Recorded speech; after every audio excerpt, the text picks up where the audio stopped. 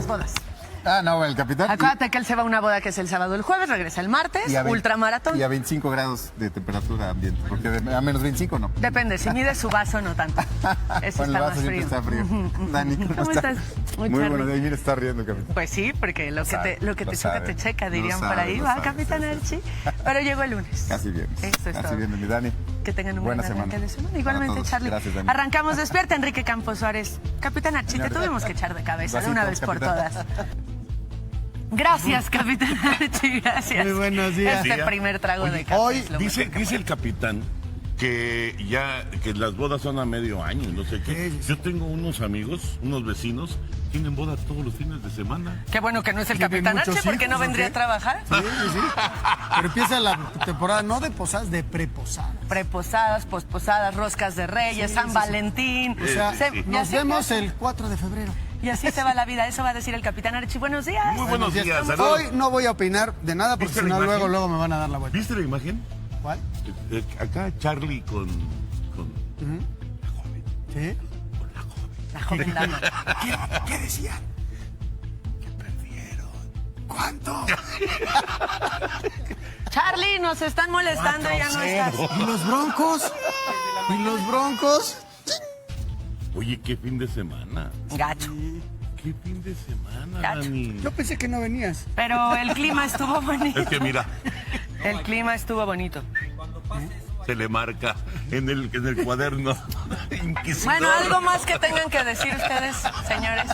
Algo. El play-in se Oye, juega Tijuana contra América. Pero ¿viste cómo hizo que Tijuana, que sea el partido en Tijuana y no en el último segundo. en Ciudad de los Deportes? Sí. En el minuto 111. El árbitro estaba esperando a que entrara el gol, si no seguiría el partido. Si hubiera, lo dirás de broma, pero si hubiera sido al revés, ahorita sería el escándalo. El escandalazo mundial, lo de siempre en las redes sociales. Bueno, el play-in se juega entonces. Se juega Tijuana contra América, el que gane va contra Toluca. ¿Cuándo? La próxima semana. Pero esa es la parte alta del play. Y en la parte baja es Atlas contra Chivas, El clásico que va a tapatío. enfrentar al perdedor de Tijuana contra América, y el que gane de esa serie va contra el Cruz Azul. Se podría dar entonces clásico en play-in, clásico tapatío, y se podría dar, o sea, ese se va a dar, y se podría dar el clásico de clásicos también. ¿Saben Vamos qué? a ver. Vamos por el tricampeonato. ¡Eso! Pero nos gustan los retos. Sí, Nos sí, gusta el que Atlante, la cosa ¿verdad? se ponga. Arrancamos. Muy buenos días. Despierta. Gracias, muchas gracias, Vivi. Y efectivamente lo hacemos en Querétaro. Vaya fin de semana en Querétaro. El fin de semana, el sábado para ser exactos, presuntos integrantes del crimen organizado mataron a 10 personas que estaban en un bar, hirieron a 13, 2 están muy graves. Hay que decir las cosas como son. Usualmente no hablamos de Querétaro en estos temas y con estos hechos. No figura casi nunca entre los estados más violentos del país. Sin embargo, colinda con Guanajuato, que es la entidad con más homicidios dolosos en lo que va del año por la violencia del crimen organizado. Mira, de acuerdo con autoridades, Querétaro ha sido escenario en los últimos meses de una serie de ataques vinculados con la huida de empresarios y personas originarias de su estado vecino, de Guanajuato. De octubre a la fecha se registran al menos 23 asesinatos, lo cual es atípico en el estado de Querétaro.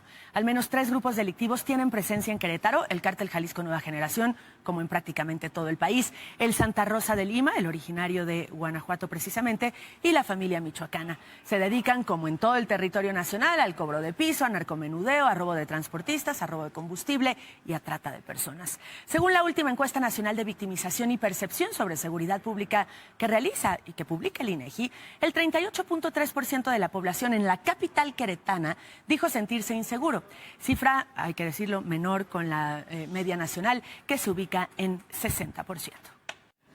Bueno, estaremos al pendiente de este caso, por supuesto, le daremos seguimiento a la investigación.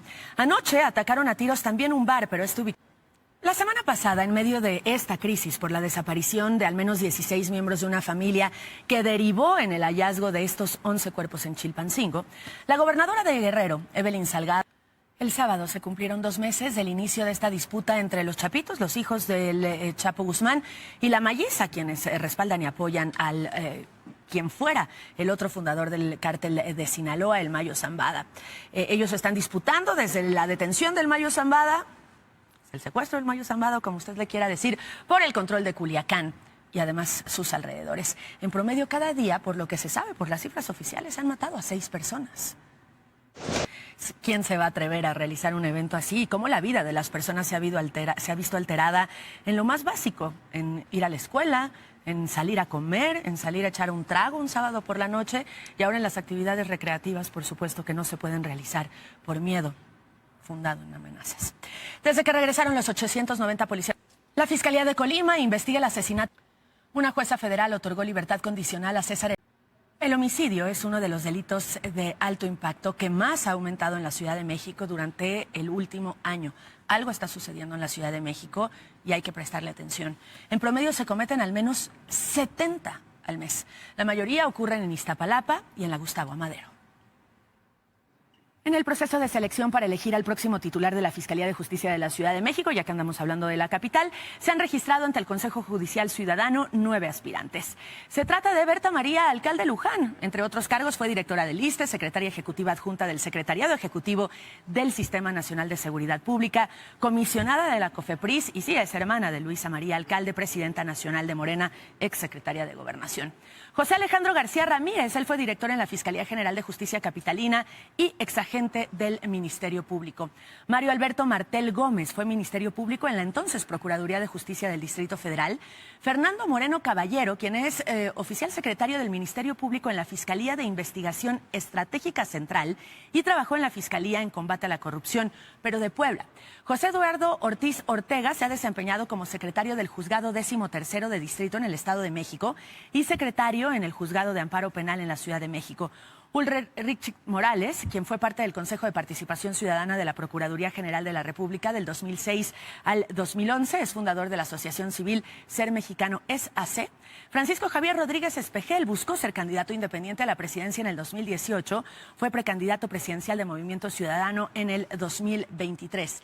César Silva Mejía, actual titular del órgano interno del control del Consejo de Evaluación de la Ciudad de México, y Anaída Elena Valero Manzano, socia titular de una firma de abogados, fue secretaria auxiliar de acuerdos en la ponencia de la ministra Norma Lucía Piña. La Secretaría de la Defensa Nacional, ojo con esto porque a todos nos va a afectar la forma por lo menos en la que hablamos de ella, informó que ha cambiado su acrónimo para ya. Jorge Romero Herrera será el próximo dirigente nacional del Partido Acción Nacional en lugar de Marco Cortés para los próximos 3 años. Derrotó en el proceso interno a Adriana Dávila en una elección en la que votó, mire, la mitad, incluso menos de la mitad de los 300,000 panistas convocados. La diputada local de Morena por Guerrero, Citlali Castillo. Con esto nos vamos al resumen, Vivi. Gracias, muchas gracias, Vivi Capi. Gracias, Capitán Archie. La semana no arranca bien sin las mangas del chaleco de Santos Brice. Bueno, pues la victoria de Donald Trump en las elecciones presidenciales del martes ha sido contundente, que ya le decía. De esta forma sabemos el resultado, digamos el marcador final de las elecciones en Estados Unidos 2024. Vamos a revisarlas. En este 2024, la candidata demócrata Kamala Harris obtuvo 226 votos electorales frente a los 312 del candidato republicano y presidente electo de los Estados Unidos, Donald Trump. Ahí está usted viendo el mapa, cómo quedó pintado. Los estados rojos le dieron sus votos electorales y su preferencia a Donald Trump. Los estados azules al Partido Demócrata encabezado por Kamala Harris. Sabemos que el presidente electo también ganó el voto popular, es decir, más estadounidenses votaron por él que por ella. Vamos a revisar las elecciones inmediatas anteriores, es decir, las segundas en las que Donald Trump participó frente al actual presidente Joe Biden, quien obtuvo en aquel entonces 306 votos electorales frente a 232 que obtuvo el republicano y que en ese entonces era presidente de los Estados Unidos. Está usted viendo la diferencia en el mapa pintado. Azules para Biden, rojos para Donald Trump. Y vamos a revisar la primera elección en la que participó Donald Trump, en la que ganó y en la que se convirtió en presidente de los Estados Unidos por primera vez, frente a la ex primera dama Hillary Clinton, quien obtuvo 232 votos también, frente a los 306 que obtuvo Donald Trump en ese 2016. Y usted está viendo ahí el mapa pintado como quedó hace 8 años tras el proceso electoral. Se están moviendo las cosas en los dos conflictos actuales en el mundo, es decir, el de Ucrania, la invasión rusa en Ucrania y, por supuesto, el de Medio Oriente, a semanas, a meses de que Donald Trump vuelva a ser presidente de los Estados Unidos. Y, por cierto, Trump nombrará, ya lo anunció, como su nuevo zar de las deportaciones masivas, es decir, Tolerancia cero en la migración, al menos eso es lo que parece. ¿Qué quiere decir este nombramiento? Y también Israel lanzó un ataque contra... Cambiamos de coordenadas porque sigue la emergencia en España por las... Con esto nos vamos a la pausa 7:51. Volvemos, no se vaya. Esto es Despierta, un noticiero de N+. Oiga, la semana pasada, aquí en N+, le reportamos varios socavones en la colonia Gertrudis Sánchez. Está ubicada en la alcaldía Gustavo Amadero. Bueno, al acudir a repararlos, las autoridades encontraron una toma clandestina de combustible.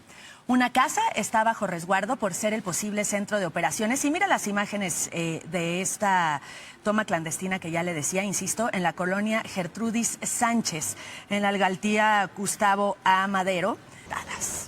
Bueno. Ahí está. Gracias, capitán. Se acabó este programa.